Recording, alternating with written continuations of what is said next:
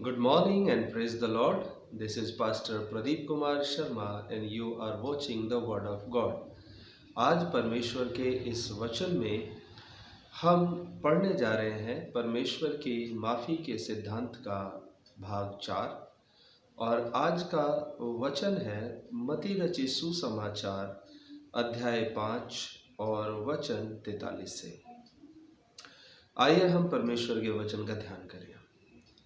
यहाँ पर प्रभु यीशु मसीह ने सिखाया, तुम सुन चुके हो कि कहा गया था, तू अपने पड़ोसी से प्रेम करना और शत्रु से बैर।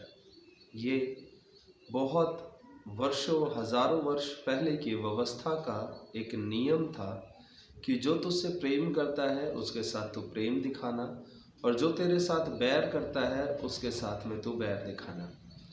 तो प्रभु यीशु मसीह ने इस बात को उठाते हुए यहाँ पर परमेश्वर के माफ़ी के सिद्धांत को आगे सिखाया।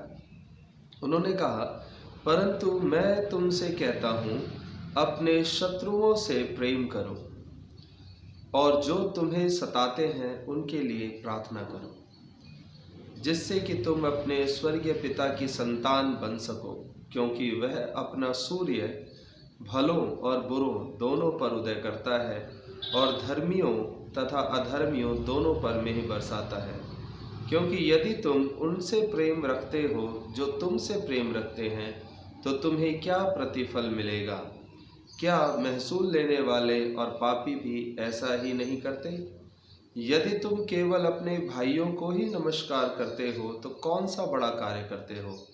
क्या पापी ऐसा नहीं करते? अतः तुम सिद्ध बनो जैसा कि तुम्हारा स्वर्गीय पिता सिद्ध है। तो प्रभु यीशु मसीह यहाँ पर हमारे आत्मिक स्वभाव को परमेश्वर के स्वभाव के समान बनाने के लिए सिखाते हैं। वह बता रहे हैं कि हमारा स्वर्गीय पिता सिद्ध है। हमारा स्वर्गीय पिता अर्थात हमारी आत्मा का परमेश्वर, हमारी आत्मा का पिता जो है, जिसने हमें जन्म दिया है, जिसने हमें रचा और हमें बनाया है, वो सिद्ध है। वो किस तरह से सिद्ध है कि वो अपने मानने वालों पर भी प्रेम दिखा देता है और अपने ना मानने वालों पर भी प्रेम दिखा देता है। वो एक अधर्मी को भी भोजन और पानी दे देता है और एक धर्मी को भी भोजन और पानी देता है। यहाँ पर परमेश्वर के उस स्वभाव के बारे में बताया गया है कि परमेश्वर ने जिसने सृष्टि को बनाया है, वो इस सृष्टि से प्रेम करता है। चाहे इस सृष्टि में जीने वाले मनुष्य उस परमेश्वर की आज्ञाओं को तोड़ रहे हैं, उस परमेश्वर का अपमान कर रहे हैं, तो भी परमेश्वर उनको जीवन और आशीषें दे रहा है, जीवन दे रहा है, उनको रोटी दे रहा है, उनको पानी दे रहा है, उनको धूप दे रहा है, हवा दे रहा है, सब कुछ उनको दे रहा है। ये हम मनुष्यों की अब जिम्मेदारी बन गई है कि हम सुधरते हैं या हम नहीं सुधरते हैं, परंतु हम इस बात में परमेश्वर को अब दोष नहीं दे सकते कि तूने ही मुझे दुष्ट बना दिया, तूने ही मेरा भाग्य बुरा लिख दिया। हम इस बात को कह के परमेश्वर पर दोष नहीं लगा सकते। जो आशीषें उसने धर्मियों को दी हैं, वो ही सारी आशीषें सुविधाएं उसने अधर्मियों पर भी डाल दी हैं, उनको भी दे दिया है। परमेश्वर ने किसी के साथ पक्षपात नहीं किया। तो अब ये मनुष्य की व्यक्तिगत निजी जिम्मेदारी है कि इन आशीषों को पाने के बाद भी वो परमेश्वर के साथ सही से चलता है या नहीं चलता है। अब इसको हम अपने जीवन में लेते हैं, तो इसके अंदर अब हम सीखते हैं कि जिस प्रकार हम अपने प्रेम करने वालों के साथ प्रेम का व्यवहार करते हैं, जो हमारे साथ बुरा करते हैं, मौका आता है जीवन में, आप उनके साथ बदला ना लें। एक जगह पर नीति वचन की किताब अध्याय 24 के अंदर एक वचन लिखा हुआ है जो इस बात को और ज़्यादा स्पष्ट कर देगा। यहाँ लिखा है, ऐसा मत कह कि जैसा उसने मेरे साथ किया वैसा ही मैं भी उसके साथ करूँगा, मैं उसे उसके काम के अनुसार बदला दूंगा। ये हमारे करने के लिए नहीं है।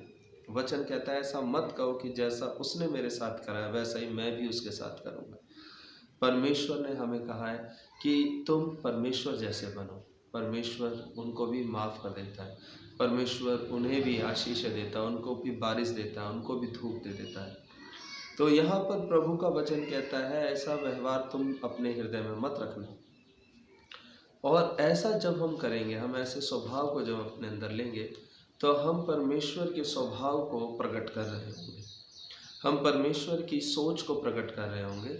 और ये सोच है उम्मीद की सोच, आशा की सोच, कि हम अपने जीवन को किसी दूसरे के बुरे काम के कारण बुरा क्यों बनाएं, और हमारी भलाई के कारण संभवतः हो सकता है आने वाले कुछ समय में वो व्यक्ति अपने बुरे कर्मों से पश्चाताप करने लग जाए।